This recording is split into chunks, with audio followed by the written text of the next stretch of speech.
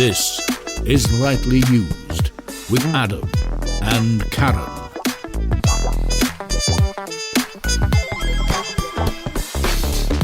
Welcome to episode 38 of Lightly Used with me, Karen, and him across me, Mr. Adam. Hello, sorry, it's mid-yawn. I was trying to be quiet. I timed that poorly. That was such a professional start. Oh my goodness. I thought you were going to talk for just a little bit longer so I could finish stretching. There we go. Do you want me to restart? No, I've stretched now. You've stretched now. Yes, hello, welcome. Thanks for tuning in, listening and pressing the play button. Hopefully you won't press the pause button and escape from us too soon. What have we got on the show today? Well, before we get started, I was talking about those missed calls as happening. I had a voicemail. Oh. Because I've kept sending it in. If I don't know the number or if it's withheld, I'll just send it the voicemail. Yeah.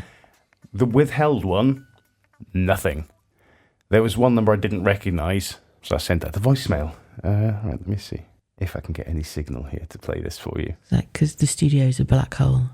Because of the Faraday cage that we're recording for professional purposes. Main menu. To listen to your messages, press 1. Saved voice messages. Message from received 16, 15, 20, 6th January.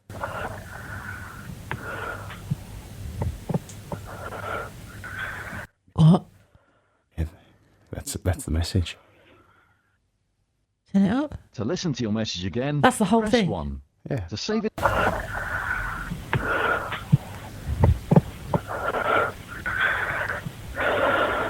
That sounds disturbingly like Listen to your message someone again, enjoying press themselves. They could have just been walking. I guess so. I mean, my mind has immediately gone to rude things, so maybe that says more about me than the person that's left the voicemail. But that's deeply concerning. Have you tried calling the number back? Oh, no. If they can be bothered leaving me a proper message, I'm not spending my time ringing them back. So now you've doxed the phone number for all of our 2 listeners. I'll be cutting that out. If I get another mystery number calling me or withheld, should I just answer it and see what I they want? think you should. Like, what's the worst that can happen? Dr. Pepper moment. Weird. I might brave it next time then. Weird mystery voicemail. I wasn't playing stuff from my phone. I've got to take issue with you from last episode. Oh, no. You gaslit me. I didn't. I swear I didn't mean to. I'm sorry. I think this says more about me than you, actually, to be fair, because within a few seconds, you convinced me something happened that didn't, and I apologised for it. Because I was editing last episode's Tat In The Box. I'll play it for you here. Here we go. So instead of me talking about it. I will say, because you let me know before we started recording today that this was going to come up in conversation. The one time I've said something's coming up in the show. Yeah. Otherwise, we just keep everything to ourselves. Yeah, normally we do. But I had to listen to this segment 3 times before I could identify exactly what I'd done. And then I felt the shame. So, press play, my love. Here we go. This is from last episode's Tat In The Box. Oh, it's a small thing. It appears to have a flat bottom. It could be some sort of rubber chicken. Materials kind of, right? There. It's definitely like squeaky. Well, it might not have had a squeak in it, but it's got a safety hole in it. Well, no, because there's only one hole. That's meant to be there. What, the hole? That feels like it's a design feature, the hole. That could be an arm.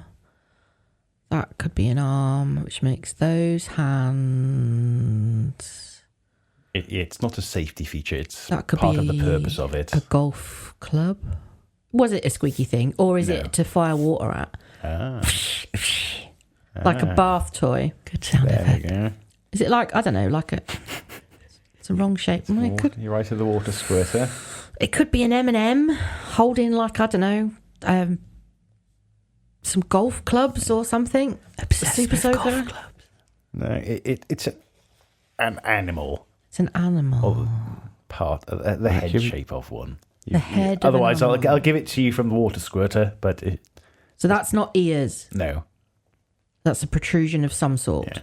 Nor the bit where your thumb is. They're not ears either. And this is face, where I thought could be arms. Yes. So this is nose. No. Where your thumb's other hand is, your right hand. Sorry, left hand is nose. This is the Yes. nose. Yes. So when I asked, is this the head? And you said no. Sorry. I missed you. Sorry. It's all right. It's all very forgiving of you. I sound like such a bitch. Does it have a face? It's a face, and being a head. Cool. Yes. Being a head. I've genuinely got a water squirter. I've no idea what the actual character is, but it's a rubber water squirter. So you were guessing for about 1 minute 10 seconds. Because I was looking at this when I was editing this. 1 minute 10 seconds of guessing. Then I say, it's an animal. The head shape of one. You start guessing facial features. 31 seconds later, you accuse me of saying no when you asked me if it was a head. I told you it was a head. And then you can hear my just outright confusion. Oh, did that happen? Was my lack of self-confidence makes me immediately assume I'm in the wrong. I'm so sorry. I'm crying laughing. Grief. Oh my God. Before my very ears and across the table from me. I'm so sorry. Unbelievable. Dear listener, or one of you. Oh my God. Matt, what do you think? Oh, don't ask him. Yes, Matt is my witness. Matt is our what? He's our sole listener. He's our pod moderator. Is he? Poderator. We're putting a lot of hats on our audience. I am genuinely appalled at my own behaviour. Shocked that I would accuse you of not giving me the facts when I'd asked you for them, even though I had not asked the thing that I said I'd asked. This is not the first time I've been accused of gaslighting someone, but this is the funniest situation.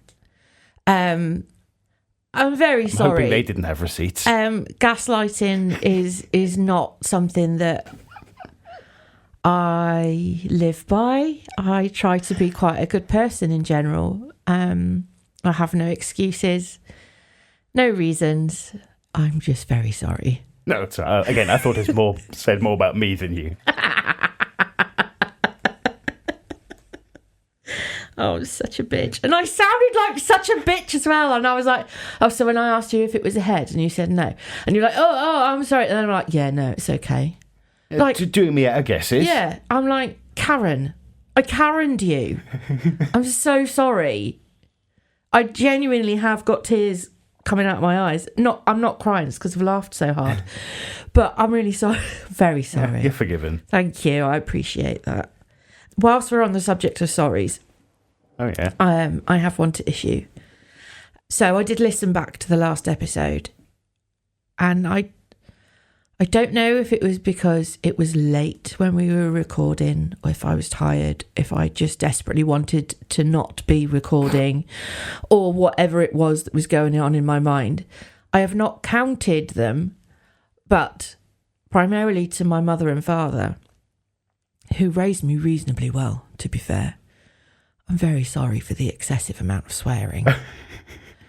I was like, every third word is fuck. That wasn't what we bleeped out of the last episode. No. So I'm going to try and make a concerted effort to swear less today. We'll see how this goes. We'll see how it pans out. If anybody wants to count Karen's swears, I'll come up with some sort of graph over time, whether the swears have increased exponentially. Feel free. But do not use AI. I'm sure you Even could though it's the build an perfect algorithm. use, we don't need to be using that much water and Yeah, fossil fuels I just to count swears. Yeah, just do a tally. We'll just assume there's been a lot. And F's versus C's, I'd be interested in, if anyone's bored enough. But yeah, I'm going to try really hard not to swear quite so much today. Sorry, Mum and Dad. I'm a terrible daughter. going back again to last episode. Oh, God. Again, you can tell, I've not been up to much. Yeah, neither of us have, to be fair. We've been very quiet. Last episode, there was a noise when the ring light blew. Yes. Just a coincidence. Something fell over in the kitchen at exactly the same second. Yeah, you've got a ghost. Who decided to push some bin bags? Those bin bags seem to be falling over quite a lot for some reason. I don't know what's going on there. I can't comment on gravity versus bin bags. I'm not scientific enough, but my conclusion is you've got a ghost. Make something move now. Don't scare it off. Might think you're mocking it. Well, I don't know how ghosts work. and does anybody? What? The experiments fail now. Stop making fun of it. I'm not making fun of it. Oh, I'm so scared. That's the noise you make, isn't it? Ghosts. Woo! That's your noise. Ooh, yeah, it is. And when I'm a ghost, I'm going to be a classic effing wooer as well. Does that count as not swearing? I think you can get away with that. Ooh. On the show today, we've got some more Johnny Turnip on the way very shortly. We have a Tat in the Box, a donate and tat guessing thing. Yeah, that's the one. Yep, that's what we're calling it, the official yeah, name. that's the one. It's one of those. And we've done a special recording session last week, so we will be including Skyjo Just this for my episode. mum. Finally. Sorry, Karen's mum. Better late than never. It turns out it's quite a good game. Yeah, I thoroughly enjoyed it. It was good fun, and you will hear me enjoying myself, and potentially hear Adam saying he doesn't want a second round, depending on how he edits the segment. But we played 2 rounds. And you might potentially see it if we can find the time to learn how to edit it. Oh, really. God, yeah, I know. I'm still 6 weeks down the line. Yeah, I've still got videos to edit. I'm terrible. I'm so sorry. I'm chronically ill. And finally, we've got a book to round out the show. Yeah, we have Get well actually. I got a book. I've done well. I've even put post-it notes in it. Hey, I didn't get a book ready last time. No, grabbed but some we crisps. had snacks. That was okay. Any random chatting points, or should we crack on? I've done nothing else to talk about. Let's crack on. Okay.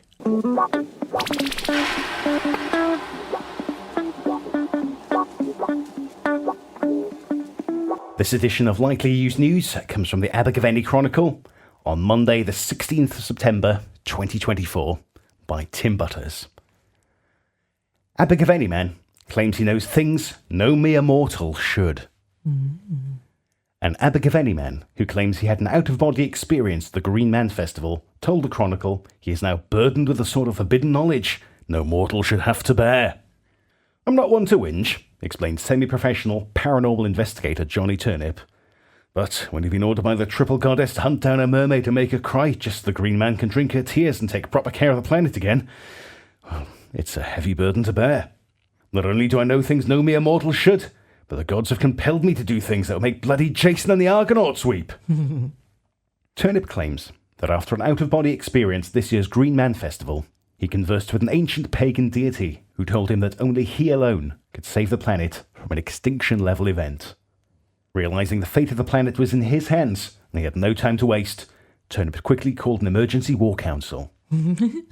He told the Chronicle, after discussing the latest developments with Big Tony and Puerto Rico Paul, we all agreed to have a drink, watch the Jesus and Mary chain set, and sleep on it before we went mermaid hunting.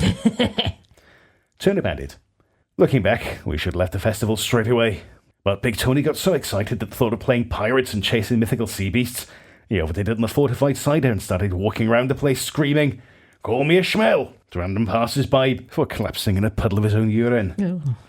It was a tragic sight, made even worse by the fact that Tony had come to the Green Man dressed as the Incredible Hulk. I'd forgotten he was dressed like the Hulk. I remember Paul lighting a fag and gently kicking the prostate bulk of Tony in disgust before snarling, "Call yourself an Avenger? You wouldn't even make the Teen Titans, pal." Anyhow, we managed to find a tent without any people in it, and after dragging Tone in to sleep it off, Paul rummaged around inside until he found some lipstick and wrote on Tone's chest, "Don't wake him. You wouldn't like him when he's angry. Thanks for letting him stay. We'll collect him when we've saved the world. Lots of love, Captain America and Thor." Brilliant. Sniggering, we set out to see how badly the Jesus and Mary chain had aged. Turnip recalled, "To be honest, I quite enjoyed seeing the Reed brothers back on stage. There's still moody tarts who never learned to smile, but they know how to rock and roll, and for Scottish goth types, they're alright. It was Puerto Rico Paul who caused the problems. He's a massive Duran Duran fan. He came to the festival dressed as his hero Simon Le Bon. And you gotta give it to Paul. Even back in the day when we were all listening to the Jam and Madness, he was singing the virtues of the New Romantics, and he stayed true to that dream. He even does his own Simon Le Bon tribute act, and once he had a residency in a working men's club up top. But the trouble is, he can be a bit prejudiced towards any male singers that don't wear makeup or dye their hair blonde. Turnip added. Now, Jesus and Mary Chain hadn't been on stage long when he started getting a bit narky. He started heckling between songs and shouting stuff like, "Amateurs! Amateurs! Are you the Bay City Rollers in disguise? Where's your bagpipes and haggis, you miserable Scottish bastards? Och, aye, it's Jimmy Belland and a Bravehearts." Turnip added. Puerto Rico Paul's drunkard and borderline xenophobic behaviour towards our Celtic cousins didn't go down too well with everyone in earshot, but as fate would have it, there were a handful of jocks in front of us who took particular offence. This big guy in a Scotland football top just turned around, pushed Paul and shouted, "What's your problem, eh?" That'll have to do. That was good. Paul just held up his hands and pleaded, "No problem, mate, just banter." The guy just raised his eyebrows and said, "Banter?" Paul replied, doing his best Jimmy Cranky impression. "Sorry, mate, I just got a bit carried away. Don't take it too personally." The guy just shook his head and turned away. But Paul being Paul, couldn't let it go. He tapped him on the shoulder and asked, "What do you call an Englishman in a skirt?" The guy just looked at him warily, and Paul answered with a big grin, "A Scot." Turnip added. As I picked Paul up off the floor and dragged him away, I decided it was time to leave before my friends could do any more damage to my reputation as a semi-professional paranormal investigator. As Paul moaned about being sucker-punched, going back to sort out the Billy Connolly boys, I just sighed inwardly and wondered if Big Tony and Puerto Rico Paul would be more of a handicap than a help when it came to catching mermaids. But at the end of the day, they were my mates, and the world needed protecting from them.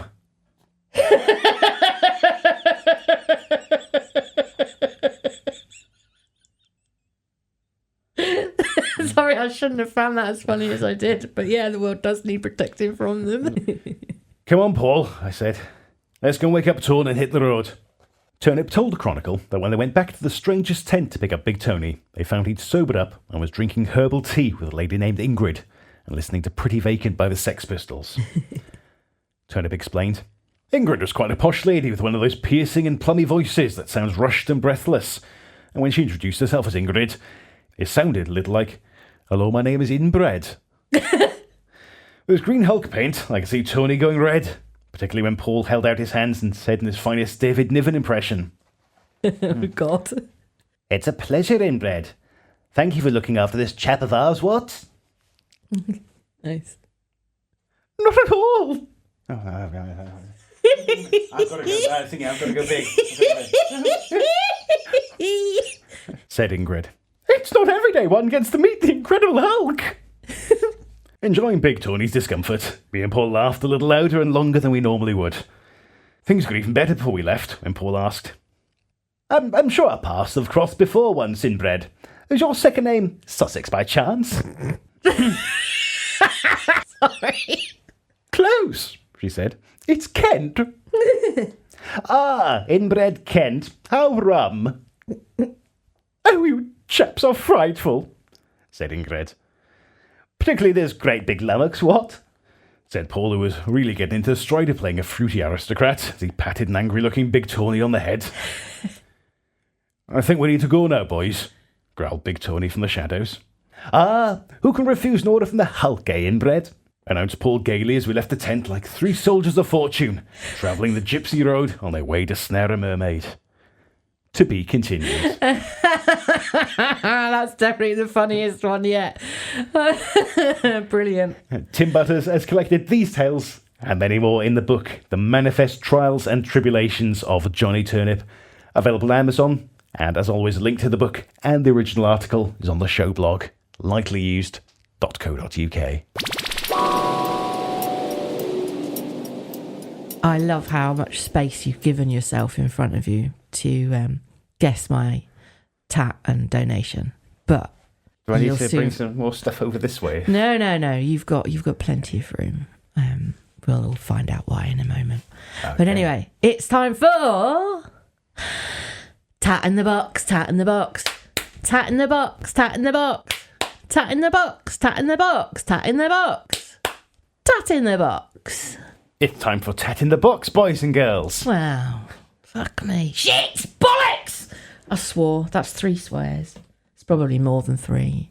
Well, just in the intro of this game, 3. Okay. Close your eyes. Chalk them up. We'll do donation item first, okay? Okay, so the object of this section of the podcast is we bring some mystery items to the show. One item will be donating back to a charity shop. For various reasons. Favoured item from our tat shelves that we're going to be keeping. And I have to close my eyes and guess what Karen's donation item is first. Have to cop a feel of, I was going to say coprolite, but I haven't actually brought you shit. Caress and guess. Yes, that's the one. Okay, hang on a second. Let me just reach over into my box. Excuse any farting noises. It is the chair and not me. Me making the chair fart. Did you pick up the farts? There. Ooh. Right. More farty noises. It's on the table between your hands. Oh, it's quite a small object. That was similar to my response last week. Rounded at one end, dimpled sort of in the middle, and slightly flared at the base, although it feels hollow. 'Tis not a butt plug, my love. Is it wood? It is made of wood, yes. Is it one of those, is it nesting dolls? Oh my god, yeah, it is. I genuinely can't remember didn't... the name. Is it Matryoshka dolls? I don't know the proper name. I have written it down as stacking dolls because I didn't want to sound appropriative. There we go. But well done for guessing. Like, immediately I thought, haha, he'll never know what this is. I'm kind of surprised I got that. Oh, that is the smallest. Is that the smallest one? It's 4 or 5, I think. Oh, he birthed the baby. the icklewest one came out. It shot out. The little peanut came out. So yeah, I've had these so long, I can't really remember much about them, and Google Lens isn't helpful. Oh, it does say Matryoshka doll on the bottom. Oh, product of Russia. So they are genuine Russian dolls. So I feel like I'm okay to say that now. They cost me £7. Well, it's quite a lot of money for me to spend. They are one of them is chipped somewhere. I think the big one is chipped. Don't know where I got them from. Not entirely sure how long I've owned them for. But yeah, they're like a little sort of farmyardy sort of lady. I think the big one's holding a chicken. And then like there might be one with a basket of eggs. I've not opened them up for a long time either, to be honest. But Adam's done a lovely job of stacking them beautifully and autistically as fuck on the table in front of me, from largest to smallest. Because I need to take a photo of them. They need to be. The fronts are in the fronts and the behinds are in the behind. Yeah, I've got to make it look photogenic. Yeah. Again, can't remember where I got them from.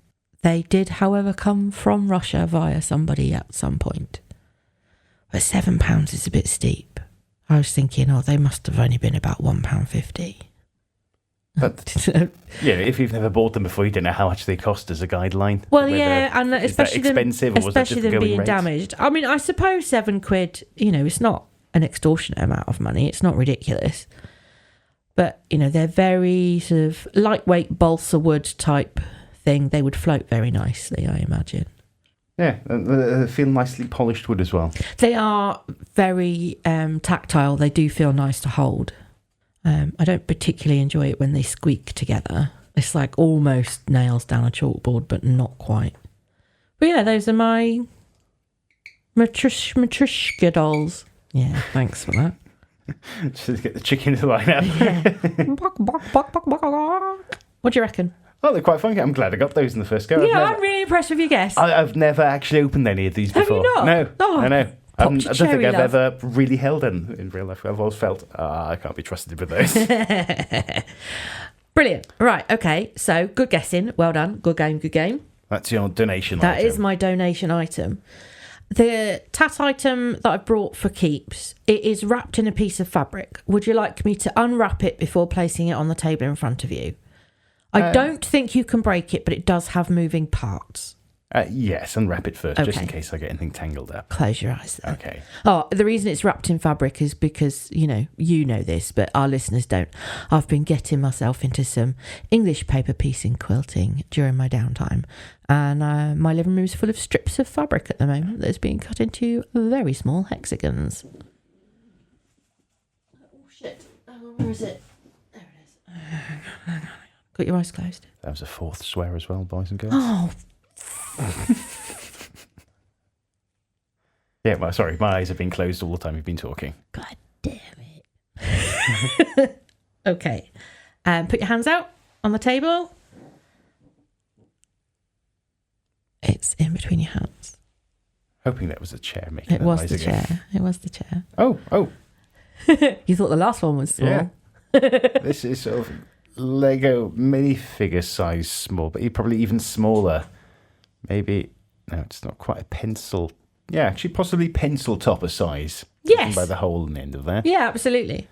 It may even be a pencil topper, but there's a mechanism just inside there which feels like it may be some sort of axle for maybe the small moving mechanism that's in there. Any guesses as to material or form? That is part of the mechanism. Right, so something lifts up Yes.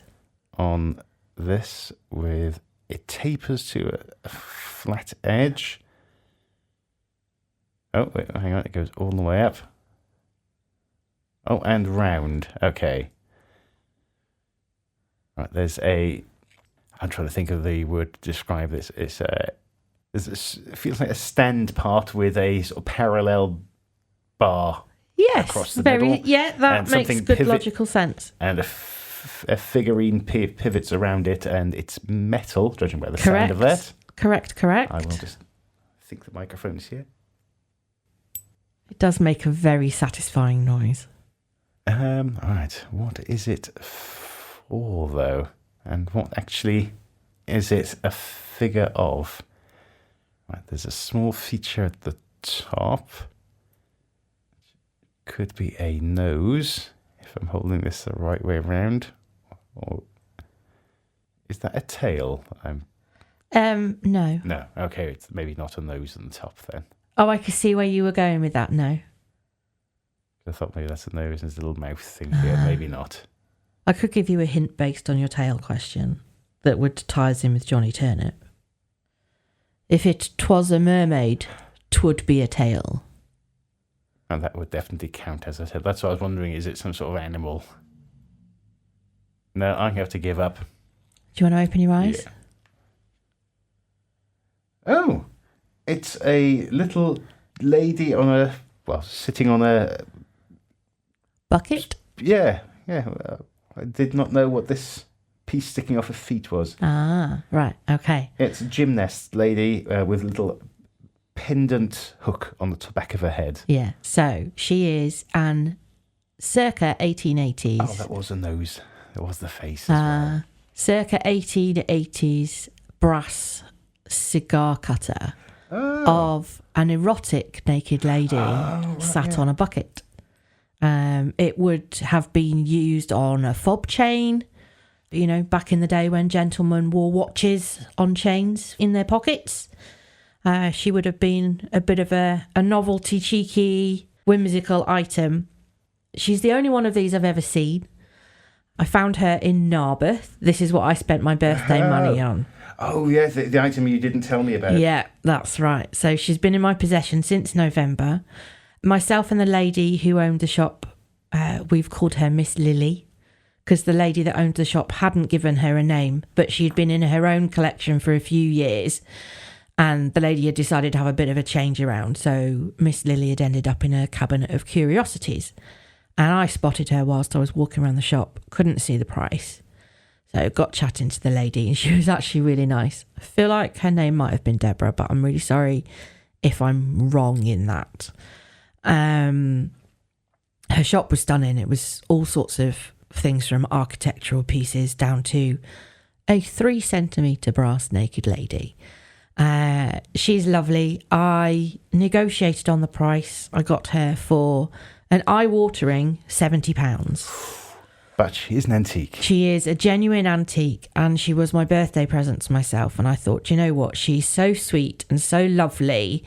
And she's like shiny on her knees and on her shoulders and slightly, ever so slightly on her boobs and the top of her head. So all the areas that people would rub the most. Or just simply getting in and out of clothes getting it or whatever. And, so she's got all nice patina, but also nice shiny areas on where she's been worn the most.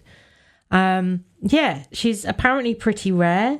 I found one on eBay that is currently at £104 with a few days left to bid. It's very delicate. So if you look underneath, there's this little curl of where the toes would be and everything on there. She's ever so sweet. It's very dainty. Like the little hollows of her feet and stuff. But yeah, I mean, obviously the blade is a little bit sharp, but it's not sharp enough to like damage a finger on unless you're really trying. So I wasn't too worried about you having a proper feel.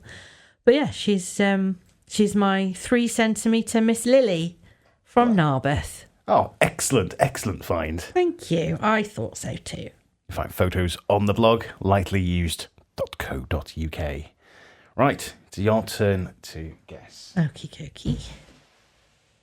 Have I got enough room in front of me? Like I said, going back to slightly earlier, it made me chuckle that you'd made so much space in front of you because I bought 2 of the smallest objects that I could find.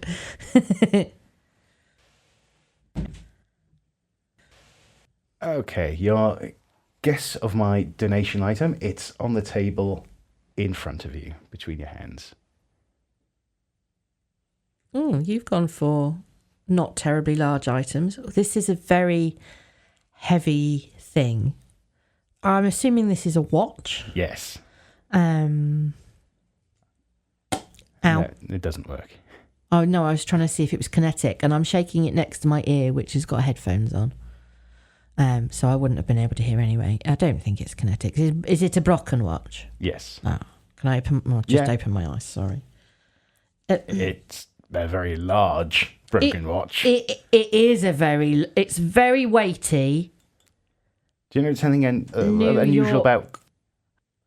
You're left-handed, so maybe that wasn't so unusual for you getting the spindle thing out. Oh, I see. Would the spindle normally be on the right-hand side? Yeah. So to adjust that spindle... Oh, because if you were right-handed, you would have it on your left wrist. So it makes sense for the spindle to be... But yeah, I'm left-handed, I think that's a left-handed person's watch. That made no difference to me whatsoever. It made it very easy for me to fuck about with. That's really interesting. I didn't even think about that.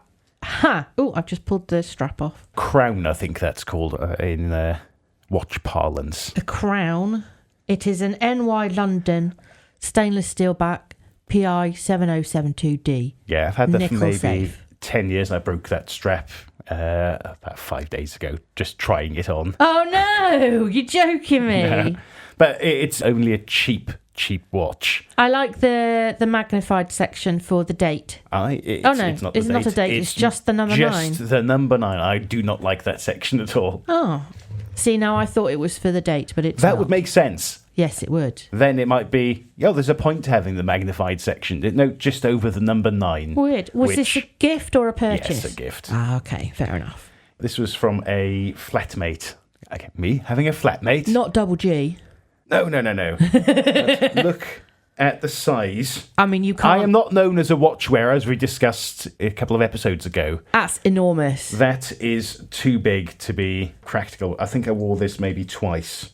You could kill someone with that. Yeah, that's why I broke it. I thought that's the only way it could be used. I was trying to put it as a knuckle duster, and that just stretched the band just a little bit, which is just pressed anyway. It's really weak. Oh, it's not even stitched? No, that would have been just... Oh, it's just pressed and glued? Yeah. Oh. So, again, it's just a very cheap Yeah. watch. So, that would have broken at some point anyway. I quite like the dark titanium colour look to it. It's like it's not brushed steel, but it's the colour of brushed steel, but with like a shiny surface. It's not bright silver. There's a darker smoke. Yes, there's a darker hue to it. Okay, this is the heft of this watch. Hush. I do actually have a set of micro scales next to me. I've bought them specifically so we could weigh and price up your cauldron. Shall we weigh your watch? Oh, yeah, go on. Okay, let's see how many grams this But yeah, I'm not known as a watch wearer, as you mentioned a few episodes ago, but years ago when I shared a house with somebody, I think he'd been on holiday, and this was something he brought back from me. I can't remember where he'd been on holiday, but I was trying to be grateful, but he never really saw me wearing it. I might have worn it twice. And when I got my actual watch, which I've been trying to wear, a couple of episodes ago, I said I bought myself a watch, treated myself in the new year. I would just notice you're not wearing it. It only took me 1 week before I forgot to wear it. A Tuesday after I've said, see how long it takes before I forget to wear it. 48 2 hours days later. after saying that, forgot to wear it. I made a point of not bothering to put it on this morning. Fair enough. Your watch weighs 119 grams. Oof. That is a chunk. It's a chunky monkey. Chunky boy. For comparison, the Matryoshka dolls weigh 54.68 grams. Have you got your cauldron? Or should we do your other item before I get carried away with weighing more stuff? We'll finish up the tat. So you're donating a dodgy watch? But yeah, I will be donating that.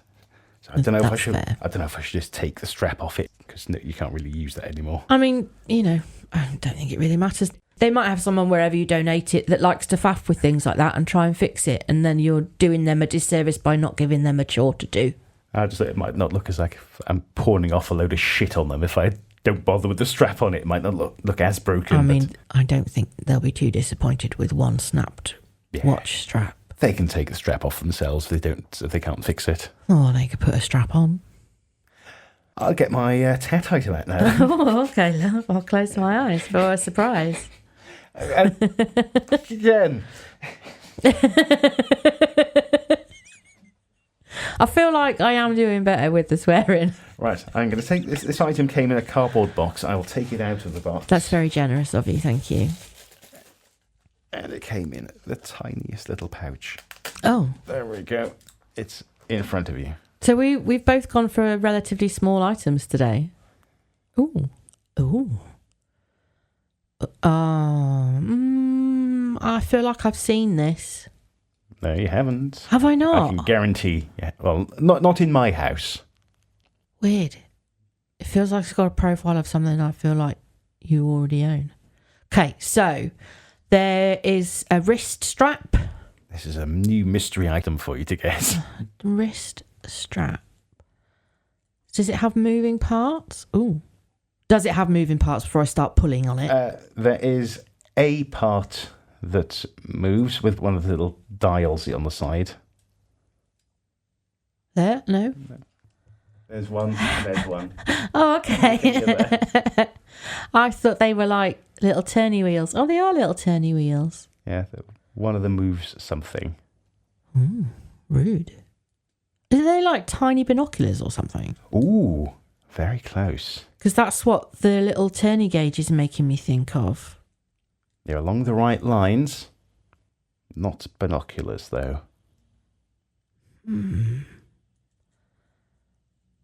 It's like... I don't know what this is. You want to have a look? Is it like a little... Oh, you use little- the correct action. Little look-through thingy. Yes. Like one of those micro slide Yes, jobbies. yes, you're right. And to prove... Look, I am I saw, closed-eyed. I've held it up almost to my face, not quite enough to touch my glasses. Yeah, So it's like a micro yes, telescope slidey thing. a microscope. A microscope. Yes. Can I open my eyes? Yeah. Ooh! Now, this is the reason I wanted to hold off with the cauldron as well. I've not switched on ever. I got this possibly during lockdown from Amazon warehouse. I was getting some stuff from there and I thought, oh, what's in the cheapy section? I might as well round up to a tenner or something like that.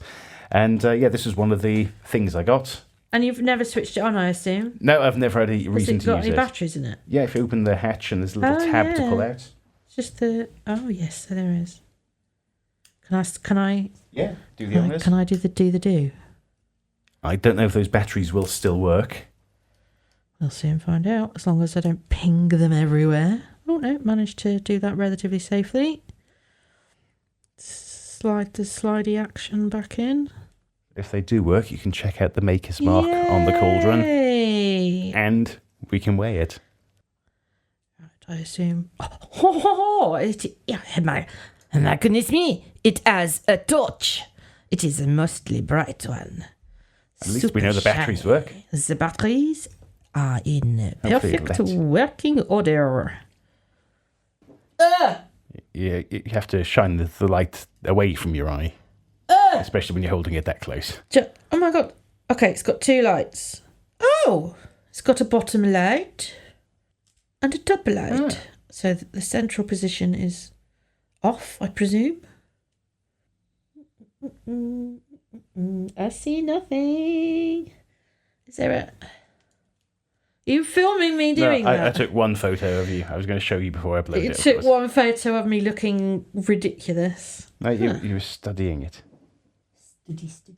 Right. Okay. That is literally pointing inside there. Is it not working? I gotta be honest, the thing I can see is the back of my own eyeballs. I don't know if I'm the right person to try and navigate the use of that. All I can see is white. Good luck with me doing this then. I know, your eyesight's even worse than mine. I'm glad I've got that non-mechanical, non-battery operated Antiqua's eyeglass. Anything? That's crap. I might have 2 donation items. Well, you donate both of those and I'll keep my Russian dolls. Or if you want to get your hands on any of these before the 1st of March, get in touch with us. pod@lightlyused.co.uk. Any of our donation items, you're absolutely welcome to. You really are. More than. Let me just calculate this cauldron. Oh, yes. It's 22.44 grams at, I think it was £1.84 a gram this morning. This is worth £41.28. Oh, you were kind of close to your £50 guess. I think I was not too badly Yay. done, yeah. That is an excellent turnaround. For 10 pence investment. For 10 pence. You should flog that just for its weight. No, I disagree. You should keep it because it's a lovely little thing. I've actually bought something worth something. I'm keeping that. Yeah, I know, right? At least for now. Is that? I mean, that's the equivalent of me paying £5 for one of Fran's paintings that she would have charged me 500 quid for when I found that in the Greyhound. That's equivalent, Well, in fact, that's more than equivalent because you've, 400 times your money? Nice. Yeah, I don't have that luck with my cars, though, do I? No comment. It's finally happening. Do you want to play a game?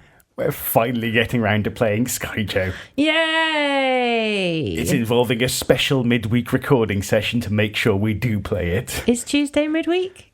Ish. Depends when you start counting from. Hey, listen, by this time tomorrow, we will be winning the week. So, all right, it's midweek enough. Right. We've watched a YouTube video, which we'll Several link times. in the blog, showing us how to play it and confirming it's pronounced Skyjo. Yes. From the German...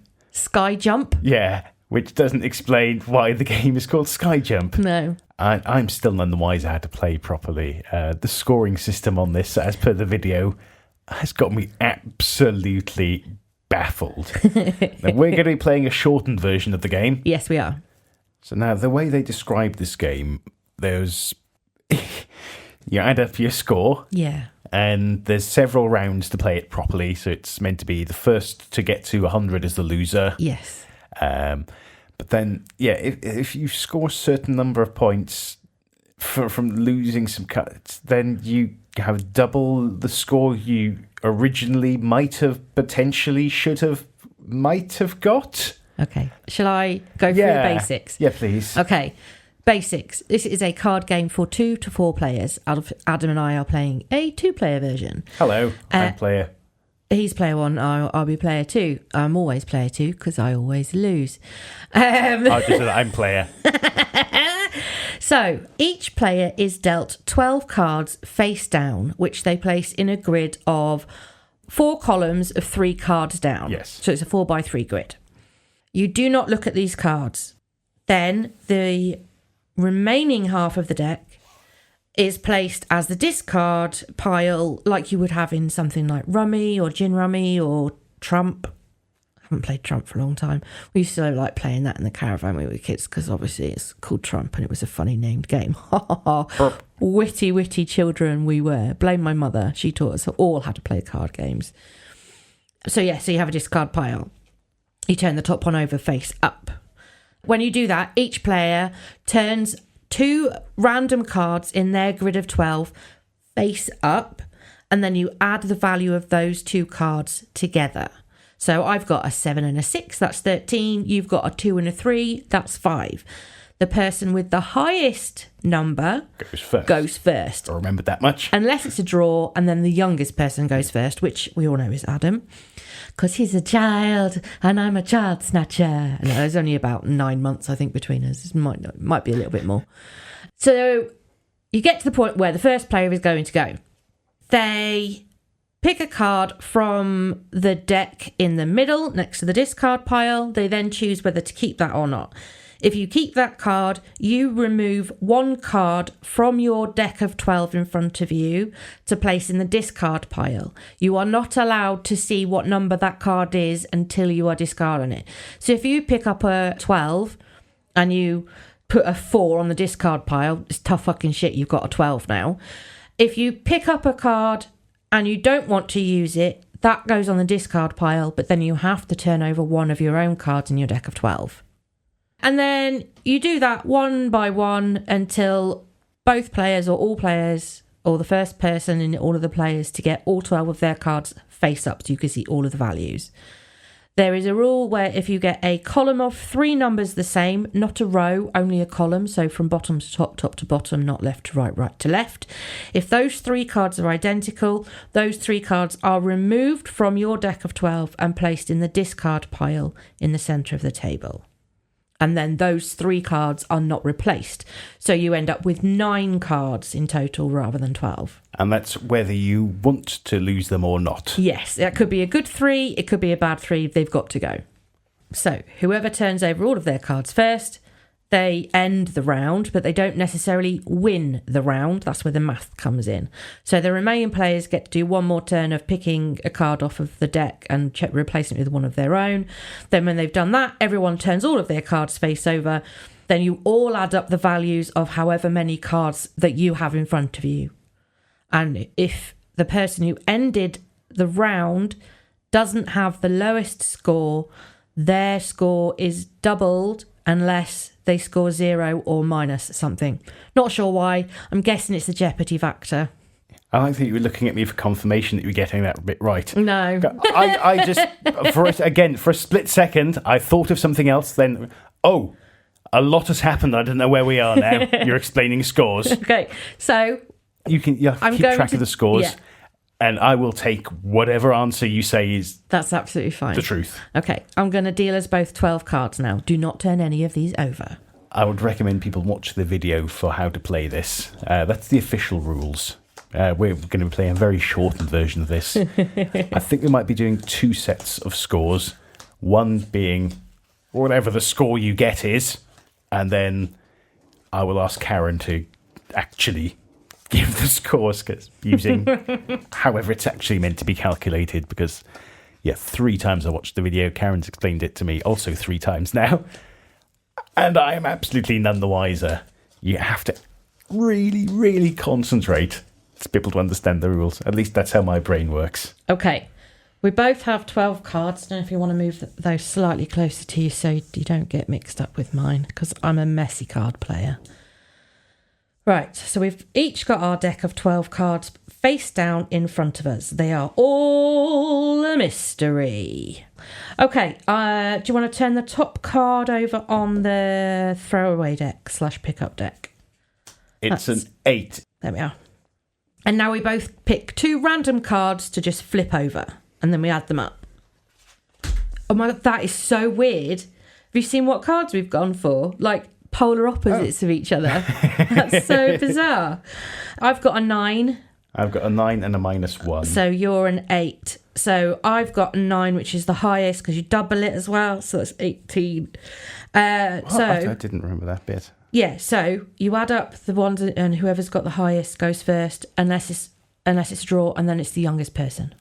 What's the doubling part of it? Because clearly... I don't remember why there's a doubling part of it. There just is. Yeah, you've just got the I've got the higher number. You're 1 point higher. I'm going to go first, all right?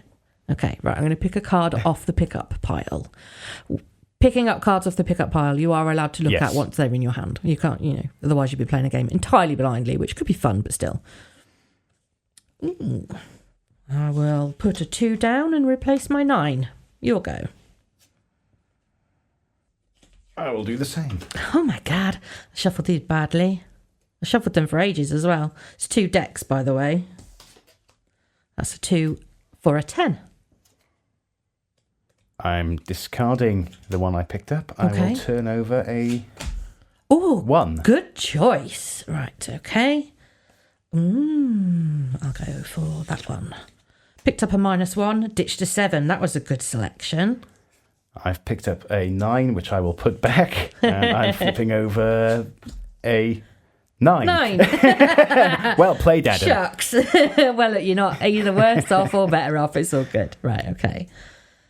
Ooh, I've picked up an 11, which I'm going to discard, and I will turn that one over on my pile, which is a 7. I've picked up a 4. I will swap that for the 9 I turned over earlier. Nice. Ooh. Yeah, I'm going to do that. Picked up a 0. I'm going to swap it for my 7. And I've got 2 out of 3 of a column.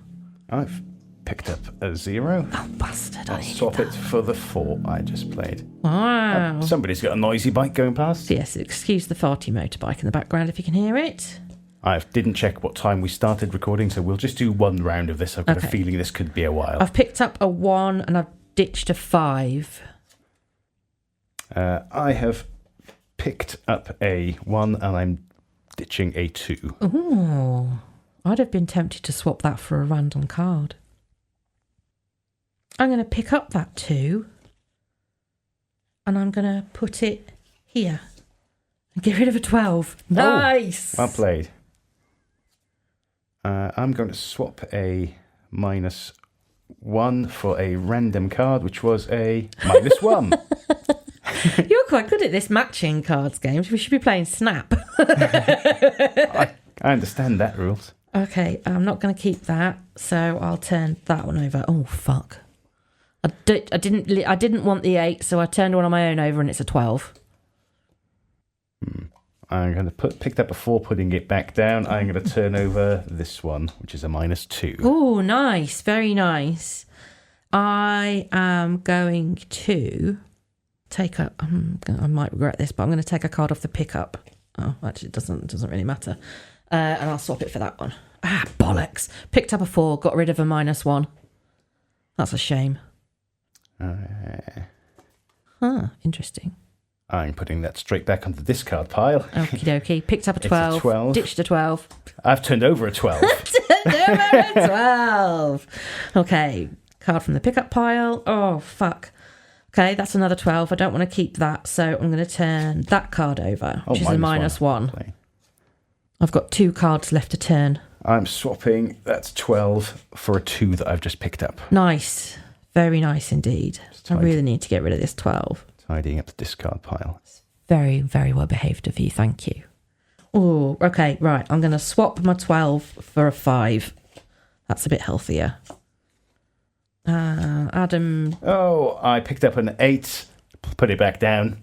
I turned over a 10. That's a bit sucky. Okay, I picked up a 6. I'm going to ditch it and I'm going to turn this one over. Ah, fuck. That's an 11. That's not good. I've got 1 card left to turn over. I'm swapping the 10 I just picked it up for a 6. Sorry, Very the 10 nice. I previously played for a 6 I just picked up. Very nice. Ooh, okay. I've picked up a 0, so I'm swapping my 0 for my 11. Still 1 card left to reveal. Adam has 4. Yeah, can't I just turn over any of them, or do I have to swap them? No, you've got to swap first. Oh, in that case. Nice. I picked up a -1 and I swapped it for what was a 12, as it turns out. Very, But it's face down 12. very nice. Oh, this is a tough choice. I've picked up a middle of the range card. This is the higher or lower moment where you switch on a 7, and you're like, is there more of a chance of there being higher or lower on my last card left to be turned over? Look, here it is. I am going to discard the 7 and reveal my final card. Ah, that's how you did it. I forgot how you which played is an 11. Okay, you get one more go to turn over a card. Oh. Yeah, you get one more go to turn over a card. Ditch or switch, that's the one. Turn it over. Yeah, it could be a triplet. No. Oof. Okay, right. Now, because I've revealed the one all of... turned over was a 6, sorry. Yeah. And you rejected a 5. Yes.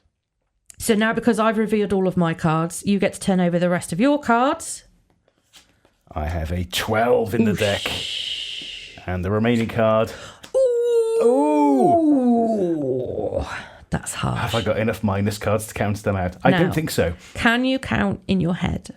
No. Oh, okay. Hang on, do I have to total them all up here? Total up all 12 of your cards, and I will do the same with mine. Okay.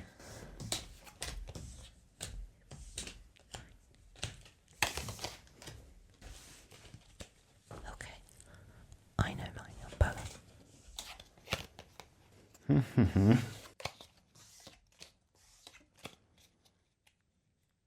What'd you get? 32. 25. I win the round. Do you want to check my maths? No, I trust you. Do you have a pen? I got a D twice. Or a pencil? Yes. Probably should have asked you this before we started playing the game. Thank you. So you had a 32 and I had a 25. Oh, what's the official scores after you carry the 1 and divided by your shoe size, subtracted by your height? Minus the Earth's gravitational pull. So you want one more round? Not particularly. Oh, I quite enjoyed that. Okay, then. Let's do one more round. Let's do one more round. You can always cut it. It's for me. Right, I'll move my cards down ever so slightly. So we've got a discard pile again. There we go. Right, so pick 2 cards at random and turn them over. Oh, fuck. I got 22, you got 15. Is it still highest one goes first? Yes. Okay. I turned over 2 11s, you've got an 11 and a 4. Right, okay, I'm going to pick up off the pickup pile. And immediately I'm going to swap an 11 for a 3. Okay, that was a 10. Sorry, I picked up a 10 and turned over a 7 of my own deck. Yeah. I'm going to ditch the 9 that I just picked up. I'm going to turn over, an 8. I've picked up an 8, putting it down. I'm turning over one of my own cards. It's a 12. Ooh, unlucky. Okay. I've picked up an 8. I'm going to swap it for the 11. I've picked up a 9. I'm swapping that for the 12. Okay. I've picked up a 3, so I'm going to swap it for that card there. Shame, which is a 2. But I've got 2 out of 3 3s on a column. I've picked up a 3. I'm swapping it for the 11. Cool. 6. And I'll swap it for a bottom corner, which is an 11. Not doing so good on the low scores this time. Pick up a 5, swapping it for the 9. Okie dokie. I'll leave that 9 where it is. 7. Get rid of that 8. Swap it for that 7. Picked up a 7, putting it back down. I'm just randomly turning over a 7 of my own deck. I've picked up a 5, which I will keep, and I will put there. And I've got rid of an 8. Finally, a decent move. I'm swapping the 7 I just turned over for a 0 that I've just picked up. Nice. Very nice. Very, very nice. Oh, I will take that and I will take this -1 that I just picked up and I'll put it there. Oh, replacing a 12. Very nice. I have just picked up a 5, putting it on the discard pile. I'm turning over a -2. Lovely. I've picked up a 6. Going to get rid of that and I will turn over this card. Fuck, that's a 9.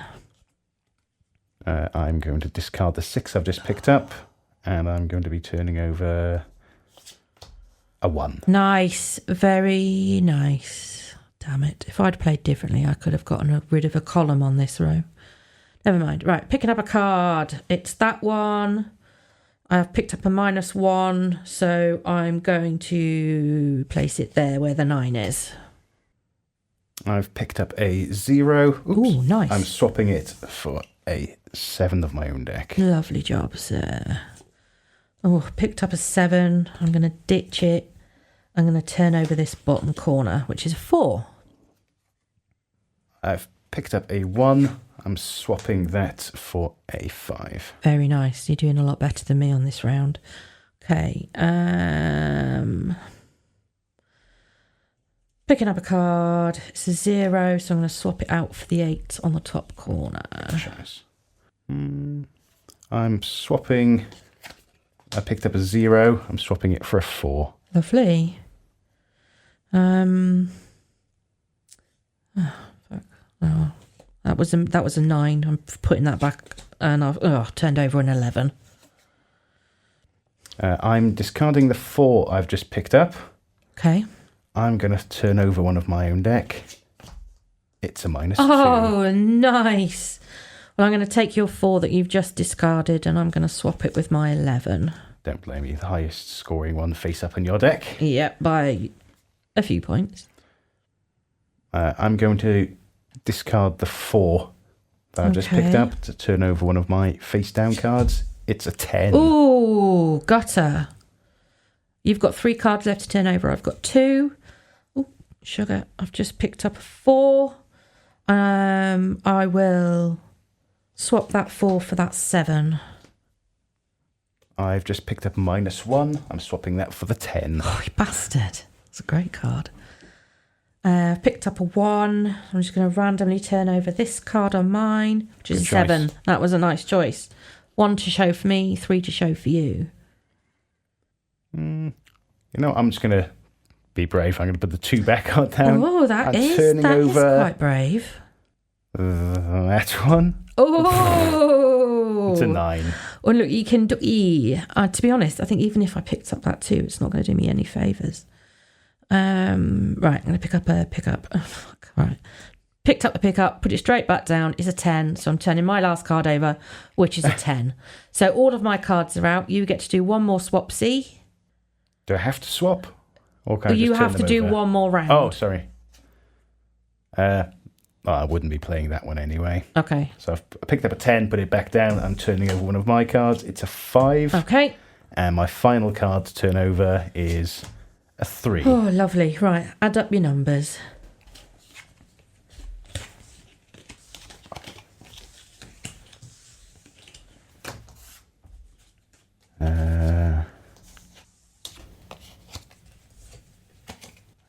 I've got 17. Oh, nice. I got 38. There we are.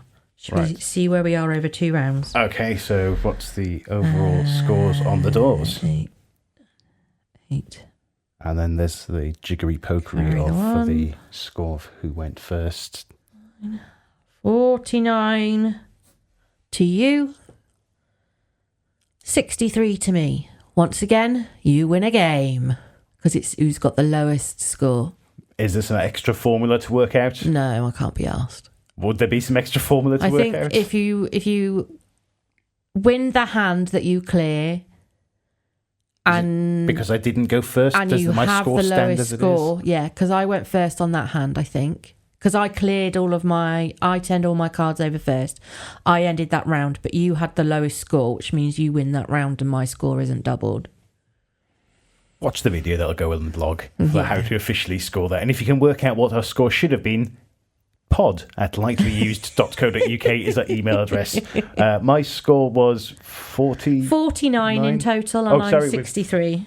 So if you want to work this out properly, my first hand was 32, Karen's was 25, second hand was 17, Karen's was 38. Yeah, bad So second hand 49 for me. to 63. From all that information, if you can watch the linked video and work out what our scores should be, please email us. We would like the information. But yeah, actually, that as far as card games go, I'm not a big fan of them or maths. that actually was fun to play. Yeah. I like the... Learning how to play it wasn't, but the action of playing, Yes. that was fun. I like the action. I like the not knowing what you're getting rid of, but knowing what you're picking up. So there's that whole like, oh fuck, I've done the wrong thing, and I should have put this card on the discard pile instead of turning over a 12 or whatever. I like that, and I reckon you could get to playing it really, really quickly. So like super speed rounds. Like the more you played it, obviously you're not going to become a professional Skyjo player, but some people might. They might play this one night a week with all of their mates. They might be super fucking fast at it, and they can get through 3 or 4 full games to 100 points in a night. But I really enjoyed it. It's good fun. I mean, and you score easier with our streamlined rules. Just Yes. what your card score is your score. Yeah, don't worry about the math at the end. It's really not that important. I think that takes away from a lot of the fun. the actual scoring way. I've just scored my points, surely. No. You didn't score. Did you go first? Scored, What score did? unless- How many cards did you get first, and what was the score on those cards? You have to subtract that by your. Chester's rules, always rules, and my family will attest, especially when it comes to things like Scrabble. Thanks for listening to this little section. And thank you, Karen's mum, for Skyjo. Yes, Merry Good game. Christmas. Good game. Good game. Good game. Glad we finally got round to it. Yeah, me too. Bibliotat. It's your turn. It is, and I've brought a book that contains stories, 2 of which I've read and highlighted to introduce to you today for your listening pleasure. More than I did last episode. I'm still not complaining about the duck crisps. I went home with that packet of duck crisps. Thank you very much. And thank you for the Dreamy as well. That Thank you was very also tucked away in my tap box. I enjoyed those very much. The crisps lasted me about 4 days. Oh. So I thought that was well quite restrained. good. Very restrained. But yeah, they were good. I have brought More Scary Stories to Tell in the Dark, collected by Alvin Schwartz and drawings by Stephen Gammell. Oh. Or Gammell, Gammell. It's a vaguely avoiding copyright infringement poltergeist bod still looking on the front there. Yeah. So I'll read the back of the book. And he has to chase somebody down the stairs like in the film too. I know, right? Right. Scary Stories to Tell in the Dark. Sure to provide chills along the spine, this collection of short selections about witches and ghosts includes jump stories as well as macabre songs, modern-day psychic tales, and frightening legends from the past. And that's from ALA Book List. When this was published, there were 3 books in the collection. First one, Scary Stories to Tell in the Dark. Oh, is that from like the TV series? I don't know. This is the second book. So more scary stories. Do you want to guess what the third book is called? Even more? Oh, well, that was a good guess. It's Scary Stories 3. Otherwise it can be yet more. Wasted opportunity. Yeah, this is a HarperCollins for children's book, published in the US. $6.99. I got it off eBay for, what did I pay? £3.30. Also by Alvin Schwartz. Scary Stories to Tell in the Dark, Scary Stories 3, More Tales to Chill Your Bones. I can read books for younger readers. Ghosts! Ghostly Tales from Is it Folklore. exclamation mark after ghosts? Yeah, that's why I said it that way. Good. I wasn't sure if it's just capital letters. No. I saw you in the bathtub and other folk rhymes, in a dark, dark room and other scary stories. There is a carrot in my ear and other noodle tales. I might try and find that one. That sounds like an Eli book to me. Not too keen on I Saw You in the Bath book. Yeah, that sounds odd. Anyway, right, let's find the contents page. Contents. Hoo-has. When she saw him, she screamed and ran. She was spitting and Hoo-has? yowling just like a cat. Yeah, hoo-has. Oh, like a lady bit. Ha. Hoo-ha. Hoo-ha. H-O-O. H-A. Apostrophe. No. Yeah. That's H-O-O hyphen H-A apostrophe S. Hoo-ha. Yeah, that's the plural of lady bits. Oh. So there's multiple stories in each section. When I wake up, everything will be all right. That morning affirmation. Yeah, I guess that must be. But anyway, different segments. Let's find the first story I picked out. I've picked out 2. They're not very long. They're only short. Okay. This first one I chose because of the title. Wonderful Sausage. Thank you. One dark, rainy Saturday afternoon, a fat and jolly butcher named Samuel Blunt had an argument over money with his wife, Eloise. Blunt lost his temper and killed Eloise. Then he ground her up into sausage meat and buried her bones under a big, flat rock in the backyard. To keep the murder a secret, he told everyone that she had moved away. Classic. Such a tropism. Blunt mixed his new sausage meat with pork, then seasoned it with salt and pepper, added some sage and thyme and even a bit of garlic. To give it a special flavour, he smoked it in his smokehouse for a while. He called it Blunt's Special Sausage. That the guy from League of Gentlemen? I don't know, I never watched The League of Gentlemen, but that sounds like it's a good reference. Or Sweeney Todd? It's very Sweeney Todd. You know, he's a butcher, not a barber, but it's basically the Sweeney Todd. There was such demand for his new sausage that Blunt bought the best hogs he could find and started raising his own pork. He also kept a sharp lookout for humans who might make tasty sausage meat. One day, a nice, plump school teacher came into his shop. Blunt grabbed her and ground her up. Another time, Blunt's dentist came by. He was a little round man, and into the grinder he went. To be fair, I've wanted to grind up a few dentists as well. Then but he's doing this to people who people will definitely notice. Hang on, the teacher's not there, the dentist's not all there. All of these people perform a service. Then, one by one, the children in the neighbourhood began to disappear. Oh, that's fair enough. And so did the kittens and the puppies. But no one really going to taint the taste. But no one ever dreamed that Blunt the butcher had anything to do with it. What? Oh, you've made this fabulous tasting new pies. Some of these taste a bit... Oh, there's a lot of marbly here. Fat Steve the postman hasn't been around for a while. He's on holiday, mate. He's on holiday. Lovely marbly. He moved to Spain. He's one of them expats now. Things went on that way for years. Years, I tell you. Then one day... Sorry, the years I tell you was ad-libbing. How big is this town? Then one day, Blunt made a big mistake. He put himself in the pie. A fat boy came into the butcher shop. Blunt grabbed him and started to drag him off into the sausage grinder, but the boy broke loose and ran out of the shop, and Blunt chased after him, waving a big butcher's knife. Chop her out. When people saw this, they realised at once what had become of all the missing children and grown-ups and kittens and puppies. An angry crowd gathered at the butcher shop. No one knows for sure what happened to Blunt that day. Some say he was fed to his hogs. Others say that he was fed to his sausage grinder.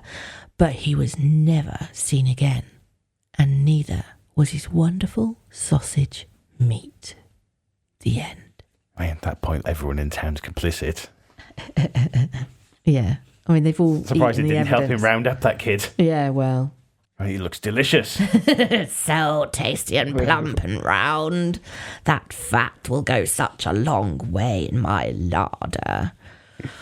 Okay, so there's also one of the sections in this book is like slightly funny stories. They're like long jokes, basically. So I've picked a long joke to tell you. It's called The Church. Less entertaining title than, Special Sausage or whatever it was called. So, The Church. There was a fellow named Larry Berger who wasn't afraid of anybody alive, but anybody who was dead scared the wits out of him. Oh, I think they scared the life out of him. One night, Larry was out driving in the country in his old Jeep when he got caught in a bad thunderstorm. The rain was coming down in sheets. Since his Jeep didn't have a top to it, Larry started looking for a place to take shelter. Seems sensible, right? Yeah. Look, big rain, Reasonable. No roof, look for shelter. But the first place he came to, he didn't even slow down. It was an old deserted cabin, probably as dry as a bone inside, but Larry knew for a fact that it was haunted and he wasn't going to stay in there. After a few miles farther, he came to an old abandoned church standing all alone in a field. It hadn't been used in years. All the window glass was gone, but it still had sections of its roof intact. So Larry parked his Jeep and ran inside. It was as dark as it could be in there. Larry groped around until he found a pew and sat down. It was nice and dry, just as he had thought it would be, and he stretched out his legs and made himself comfortable. Suddenly there was a big flash of lightning, and Larry saw that he wasn't the only one in the church.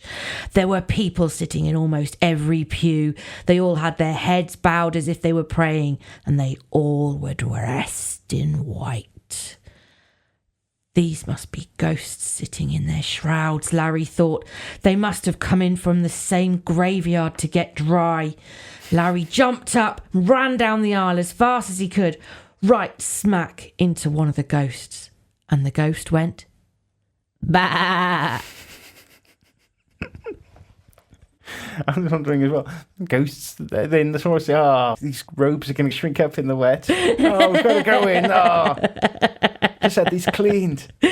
Oh dear. So yeah, those are two little stories from more scary stories to tell in the dark. I really quite enjoy this book. I'm going to read through it all, and I'll probably bring back a couple of stories, but I like the scary jokes. I think they're funny, like witty, not clever, but they are fun. Yeah, especially it's meant for kids. Yeah, exactly. Yeah. It's like, One Below Goosebumps, very short Goosebumpsy sort of stories. But yeah, kids are going to be telling those if they're camping out in the back garden or something in a tent. Daft ghost story. Oh, you wait till Brian and Henry are old enough. I'm going to be reading them some of these, don't you worry. Have to have the torch. Sarah doesn't also. I don't think my sister listens to the podcast, so she won't know that this is my future plan for her children. Around the campfire, torch under your chin. That's it. Ooh. Oh, sorry, ghost. I'm not mocking you. I'm not mocking you. This episode has turned out to have some real paranormal tangents in it, and it's not even planned, but it's been quite nicely synchronous given the book that I was bringing along. No mystery noises from the kitchen so far. No, that's true. Not that I've heard anyway. But yeah, that's my Bibliotat.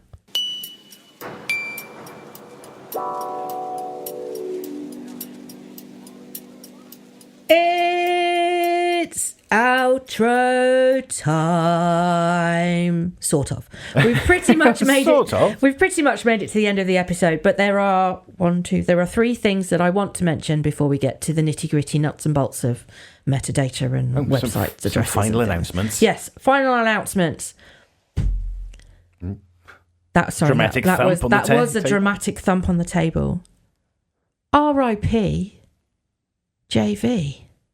John Virgo. Great man. Sorry. The great man of snooker, of big break, of trick shots, and of where's the white ball going? Where's the white ball going? I know you probably won't get a lot of these references because you don't do sport. He died on the 4th of February after an illness, and I'm really very sad about it because he has been around for my entire snooker adjacent enjoyingness of life. And no longer will his voice be heard through BBC snooker commentary, and that's very sad. So, not that his family will be aware that I'm talking about this, but I send my condolences to his family and his friends and those that loved him. He was a charismatic man, by all accounts, a total gentleman, very funny, and an excellent stand-up comedian as well as wonderful snooker player. So he will be sadly missed. Second, some good news. Oh. Our lovely Simon from Who Takes Her Socks Off has dragged his lovely lady away, I think, to Scotland and forced her to marry him. So... Congratulations. Huge congratulations to you two. Really happy for you. Lovely photos on the WhatsApp group chat. Jane, I don't know what you've done to yourself. Run away. Run really away. But also don't, because Simon's a total gent and he's hilarious. And I'm really, we're all very happy for you. Going to Scotland can get much further away. I know. I mean, he didn't even tell any of us that they were actually getting hitched. We knew they'd got engaged, but we didn't know they'd planned a wedding. And then all of a sudden, we just get this photo in WhatsApp of Simon and Jane dressed up in their most beautiful wedding garb. And I'm like, have I missed something? Because I haven't been paying much attention to the chat and I've skipped a few things. Sorry. Lads. That's how you do a private ceremony. But that's, I thought, he'd said something and I'd missed it. And all of a sudden he's gotten married. But no, he didn't tell anybody in the network. And I think it's because he didn't have to invite any of us. But anyway. Well, none of our business. Well, I wouldn't have minded a trip to Scotland.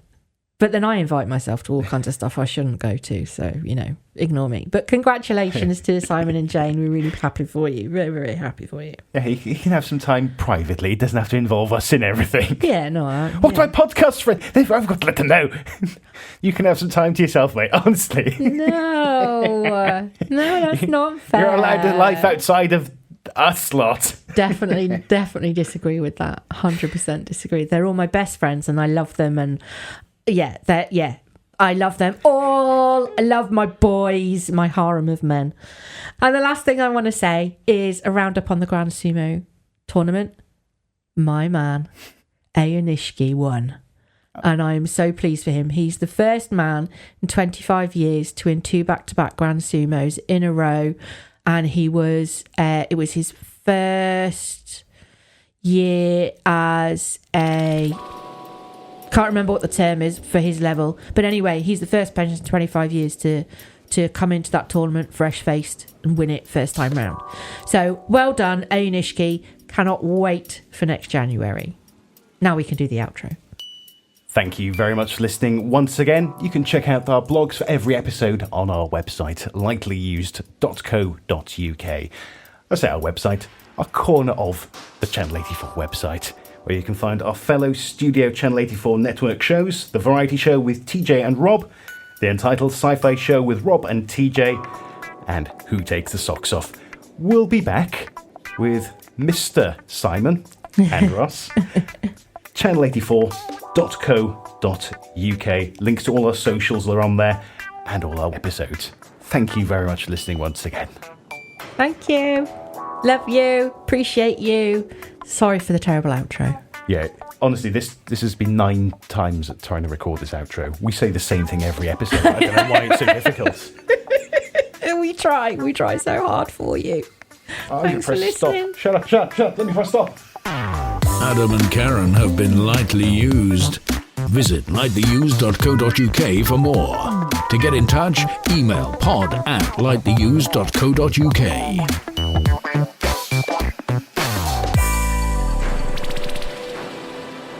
Now we can do the outro. Oh, I thought you were going to do it as well. Oh, right. So thanks for listening. Cheers. We appreciate your time.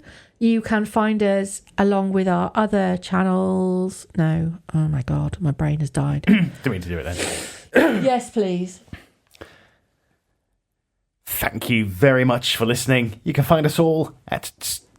No. Oh my God. We're going to have so many outtakes. Thank you very much for listening. You can visit our website, lightlyused.co.uk, for our blogs that go along with every single podcast, for photos and links to everything we've talked about.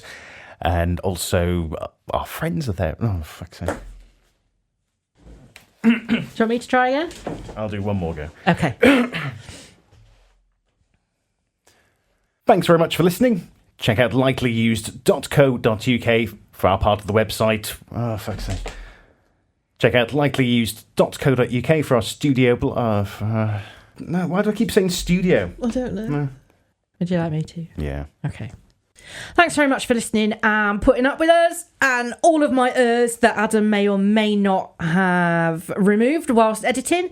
Hopefully I've done slightly better with the swears. You can find information about our show at lightlyused.co.uk, where you'll find blogs and photos to go along with all the items from each episode that we record. And you will also find in that website, channel84.co.uk, links to our other shows who are part of the beautiful independent network of podcasts.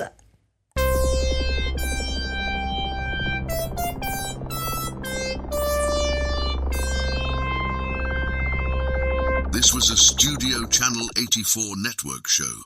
To find more, head over to channel84.co.uk now.